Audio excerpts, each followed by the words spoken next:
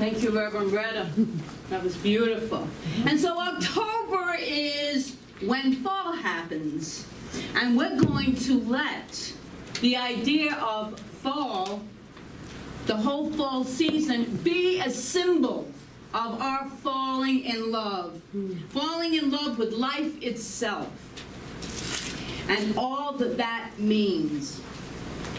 And as soon as I had the idea for the monthly themes of the theme of falling in love with life, the Sufi poet Rumi just popped into my head because he writes so many beautiful, gorgeous things about love, and you're hearing love all this morning. Thank you, everyone, because I never know what they're going to read. I do know what you're going to sing, but I didn't know you were going to sing it like that, so that was very cool.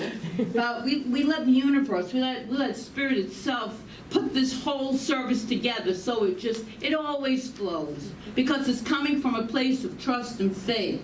Now, I'm not an aficionado or a regular reader of Rumi poetry, but I do know that he has written volumes on the topic of love.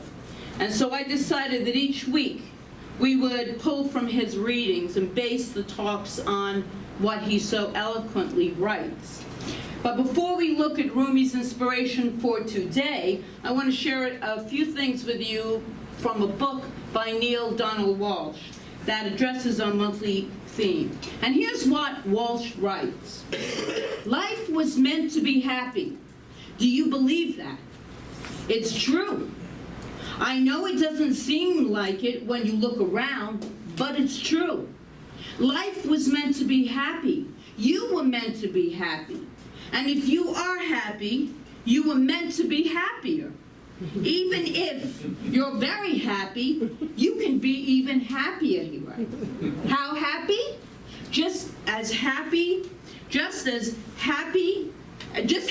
can you be? Well, you can be happier than God. I once heard a lady, this is Neale Donald Walsch, I once heard a lady describing a gentleman who was very wealthy. She said he was wealthier than God. So that's how I mean this. I mean to use the ultimate superlative. And by the way, the title of that book is Happier Than God, Neale Donald Walsch. And I want to read one more passage from the book to you. Many people believe that life was meant to have a lot of pain in it. Suffering should be offered up to God. It should be endured in silence. That earns you points in heaven. Our culture has so completely adopted the idea that some people don't want to be happy all the time. And when you talk about how you can be happier than God, they become fidgety, uncomfortable. They warn that you are being unrealistic and even blasphemous. They will tell you, life was meant to be happy. Life is a trial, it's a school, the school of hard knocks. No pain, no gain, and all of that stuff. People in large numbers believe this. They really do believe it.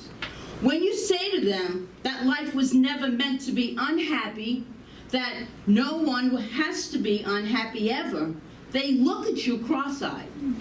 They don't know what to do with that. They don't know where to go with it. And often they will tell you where to go. And that's from Neale Donald Walsch. In New Thought, we have a term called race consciousness. That's the entire human and all animal kingdom, all the kingdoms. It's the unconscious, the collective unconscious of our universe.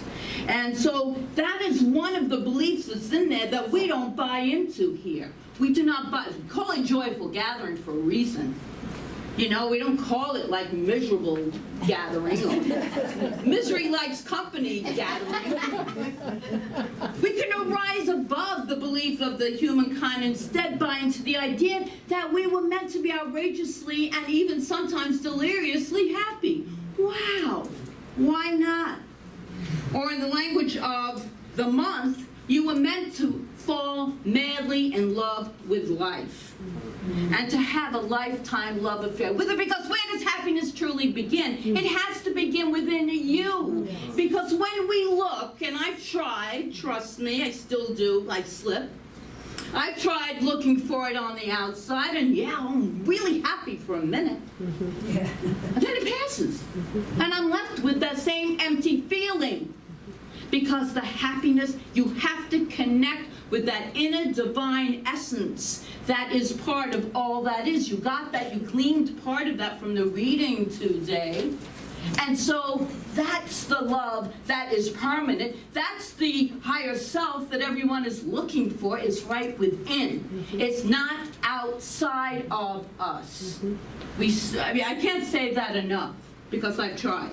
You go to workshops, yeah, they uplift you, you feel good, you're with a bunch of like-minded people, but unless you do the interior work, it doesn't take place. Well, go ahead and preach. Oh, yeah. Yeah, I'm going to preach it because I've lived it, I know it, and I'm still doing it. So, Walsh suggests that the idea should be shouted from every rooftop, every pulpit, and every lectern. And he writes one last thing. Let the word go forth from this time and place. Happiness is your natural state of being. And you can occupy that space all of the time. You never have to be unhappy again. This does not mean that you'll never be sad again.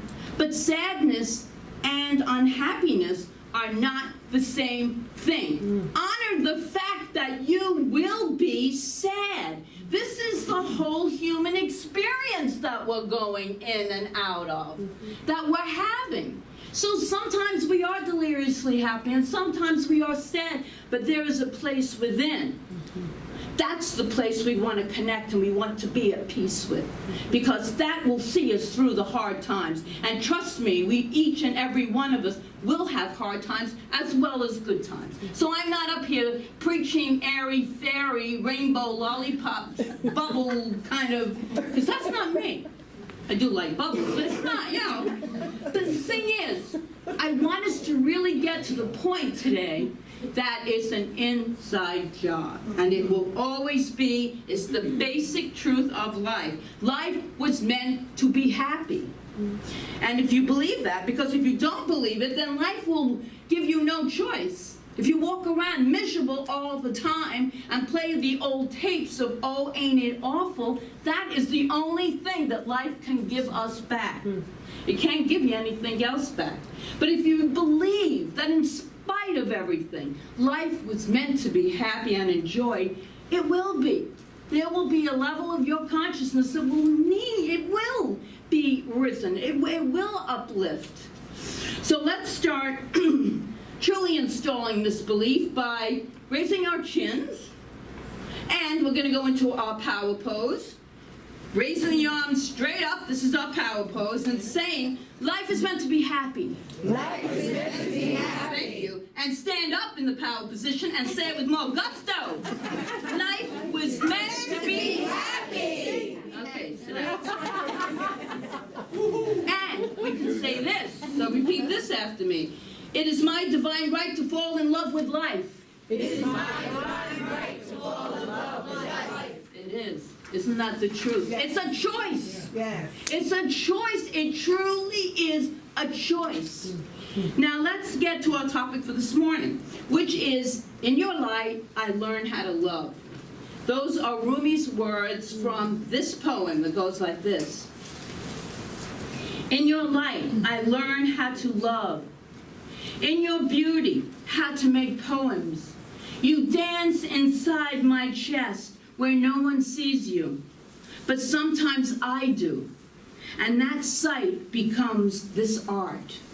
Many of Rumi's poems were directed always at the ultimate beloved God, and that one certainly is. Truly, certainly is. And the premise for today, based on that poem, is in this foundational way of falling in love with life. It's an idea that in God's light, we connect with the eternal flame of our being, that inner essence that glows, that radiates, that we might have covered up because we forgot about it. Children come into this, I can only compare it to when I see brand new children bouncing into, well, they don't bounce into the world, but after they learn to bounce, they come in and they're filled with joy. They don't walk around miserable until they learn how to do that. Till they learn how to do that. The idea that in God's beauty, we create lives that we live. It is the idea that God does, in fact, dance inside our chest. This infinite radiance dances inside of our chest. Nobody can see it. It's for us to be at peace with ourselves, not looking for someone else to give us the love, because that someone else can take the love away, that kind of love. This is that permanent love, falling in love with the life within you, and then it radiates out. So, we return to the basic New Thought tenet here. One we talk about all the time, but one that cannot be repeated often enough. And it is the spiritual truth that the omnipresent reality is in, through, and as all things. There is no place this divinity is not. It is created all that is. Everything that exists is contained within the body of God itself. And if you want to call it something else, if Norman was here, we'd call it the great something. It's inside that great something, that mystery of creation. And many, many religions, many of the paths tell us that God is the all in all, the Alpha and the Omega, the beginning and the end. God is everywhere and made manifest in everything. If this were not true, then there can be nowhere. If this is true, there can be nowhere that God is not. It must be present in all things. Or as Dr. Seuss might say, there is not a spot that God is not. In the Gospel of Thomas, Jesus said, I am the light that is over all things. I am all. From me all came forth, and to me all attained. Split a piece of wood, I am there. Lift up a stone, and you will find me there. Many people believe that God is everywhere, but they don't believe that God is really inside of them. But God is everywhere else. God is in everything except for inside of me. And they say this out of humility, but think about it. It's actually a very arrogant statement to imagine that God exists everywhere in all the universes except within me. That would make your body, mind, and soul pretty darn exclusive real estate, wouldn't it? Everywhere else, but not in me. Be patient. Be patient. If we accept that God is the Alpha and the Omega, the beginning and the end, the all in all, then we must necessarily conclude that the divine exists in us as well. We cannot be left out. Nothing is left out. We've been created in the image and likeness of the divine beauty of God, each and every one of us. The German mystic of the late 1200s, Meister Eckhart, said, God is nearer to me than I am to my own self. My life depends upon God's being near me. He is also present in a stone or a log of wood, only they do not know it. We get to have the realization. The mineral and animal kingdom probably are a higher consciousness because they know it. They exist. They don't think about it. We're the species that sits around and ponders and goes through all these questions and has to study and look for a higher power. That's what we do as humans. And we're expanding our soul. We're expanding ourselves.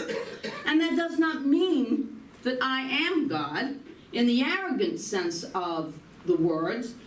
What it means is I am what God is. And God is what I am. In the egoic sense, I know we have our high consciousness class, and Carolyn Mace talks about in the highest sense, we are all God in our divinity. In our human self, we're not. So to walk around in humanity and just to say, I'm God, Look at me, I am God. Yeah, that's true on a very deep spiritual level.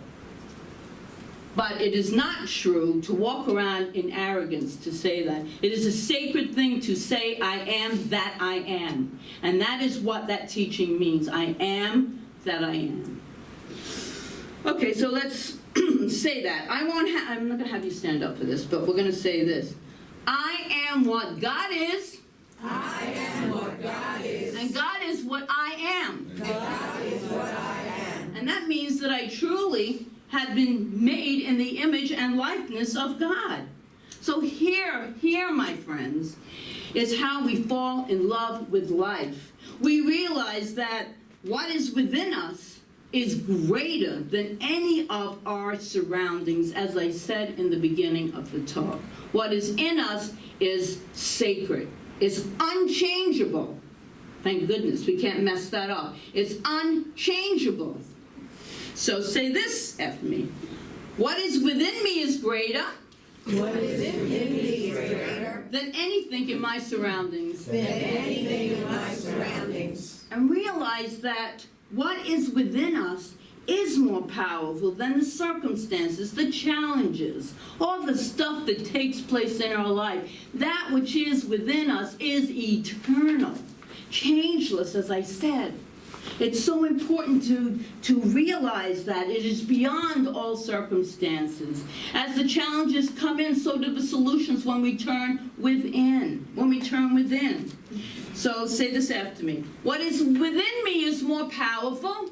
What is within me is more powerful Than any circumstance in my life. than any circumstance in my life. So it is, And yes. so it is. And we realize that what is within us is infinitely superior to our history, our upbringing, our failures, our obstacles, our challenges. It's superior.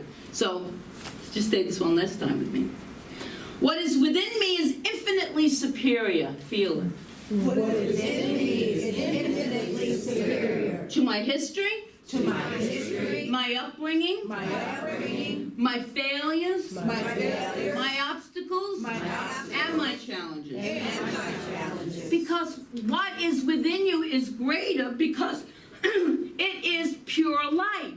It is infinite divine light intelligence. It's energy. God is divine energy. It's not a person sitting somewhere judging. That is so ludicrous. I think that's like pretty out there, kind of.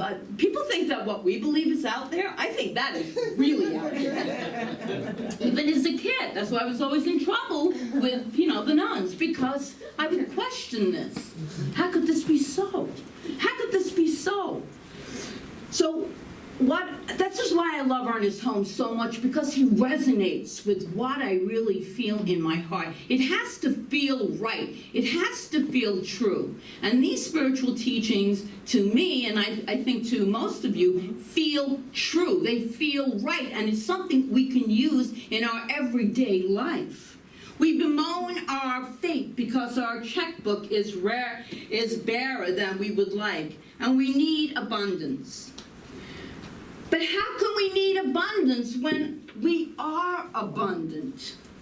We look at our lives and are unhappy because we think we need love.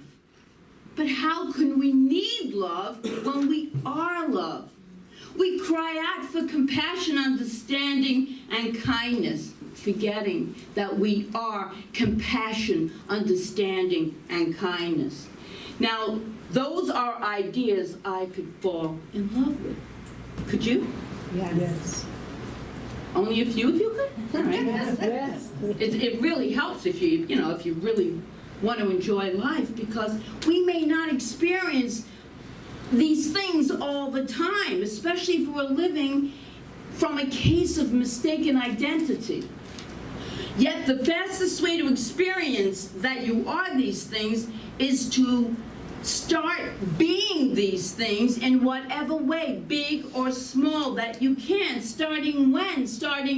When do we start? Can you tell me? There is only one time we can start, because it's always the eternal now. The past is in the now. The future's in the now. It's all in the now, and this is the place we create from. So don't wait until you get it right. That's putting limitations on the infinite intelligence and love of God itself. Do not wait until you lose the weight, get the degree, find the right job to meet your soulmate. Don't wait until the conditions are ideal or the stars are in alignment or Mercury is not in retrograde to move on. Now is the time, right now, to fall in love with life by realizing that, and I paraphrase Rumi, in God's light, you learn how to love. In God's beauty, you make poems. God dances inside your chest where no one can see. But sometimes you do. And that side becomes this art. And this art is the art of life. This is the simple message this morning. It truly is. Yes, we have ups and downs. I'm not precluding them. I'm not pushing them away. I'm not doing what we call a spiritual bypass. But I'm saying that I'm a whole lot happier now, even in those circumstances, than I was when I was in ignorance of the fact that these spiritual teachings have been around since the beginning of time. And I can embrace them and live from them. So yes, so I am happier. Even when I'm sad, I'm happier than I was. If you understand what I mean. So I want to leave you with this story. It was written by Ann Wells, and it was published in the Los Angeles Times a number of years ago. But I think it's kind of powerful for us to take away with us. My brother, excuse me. My brother-in-law opened, excuse me, I need some more. This is such a powerful story that I need to have a little libation. Okay, here we go. My brother-in-law opened the bottom drawer of my sister's bureau and lifted out a tissue-wrapped package. This, he said, is not a slip, it's lingerie. He discarded the tissues and handed me the slip. It was exquisite. Silk, handmade, trimmed with a cobweb of lace. And the price tag was astronomical, and it was still attached to the garment. Jan bought this the first time when we went to New York, at least 8 or 9 years ago. She never wore it. She was saving it for a special occasion, he said. Well, I guess this is the occasion. He took the slip from me, and he put it on the bed with the other clothes that we were taking to the mortician's. His hands lingered on the soft material for a moment, and then he slammed the drawer shut, and he turned to me and he said, "Don't ever save anything for a special occasion. Every day you're alive is a special occasion."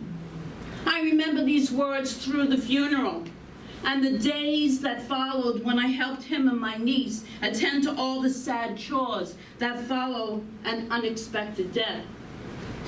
I thought about them on the plane as I returned home to California from the Midwest town where my sister's family lives.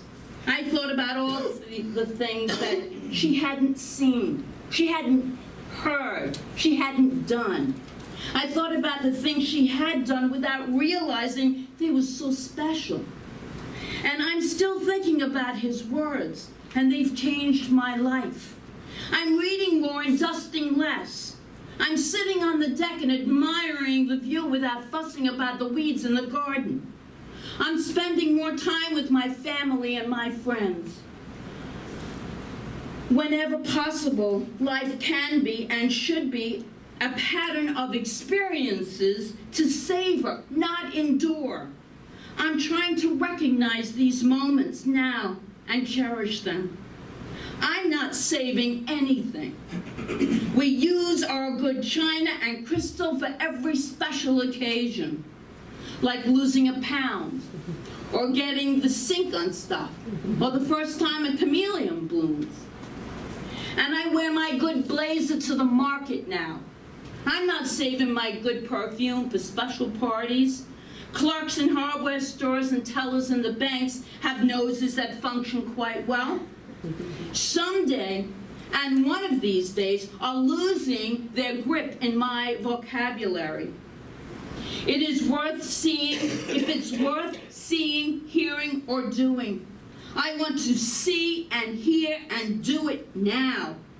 I'm not sure that my sister would have done it. If she had known she wouldn't be here for the tomorrow that we all take for granted. I think she would have called her family members and her close friends. I think she might have called a few former friends to apologize and mend some fences over the past squabbles. I like to think she would have gone out for Chinese dinner, which was her favorite food. I'm guessing. I'll never know. It's those little things left undone that would make me angry if I knew that my hours were limited. Angry because I put off seeing good friends whom I was going to get in touch with someday. Angry because I hadn't written certain letters that I intended to write one of these days. Angry and sorry that I did not tell my husband and daughter often enough how much I truly love them. I'm trying very hard not to put off, hold back, or save anything that would add laughter and luster to my life. It would make me angry if I knew my hours were limited. But when I'm honest, I know my hours are limited. And so now I'm practicing. Every morning when I open my eyes, I tell myself this is special. Every minute, every day, every breath, truly a gift from God. So yes, life is truly a gift from God. Are we savoring it? Are we enjoying it? Are we appreciating it? Because this uplifts, uplevels our life experience, and we're honoring the God within, the infinite source of all power and love and beauty and goodness itself. We're honoring it when we celebrate and don't save for a special day. Make today that special day. So.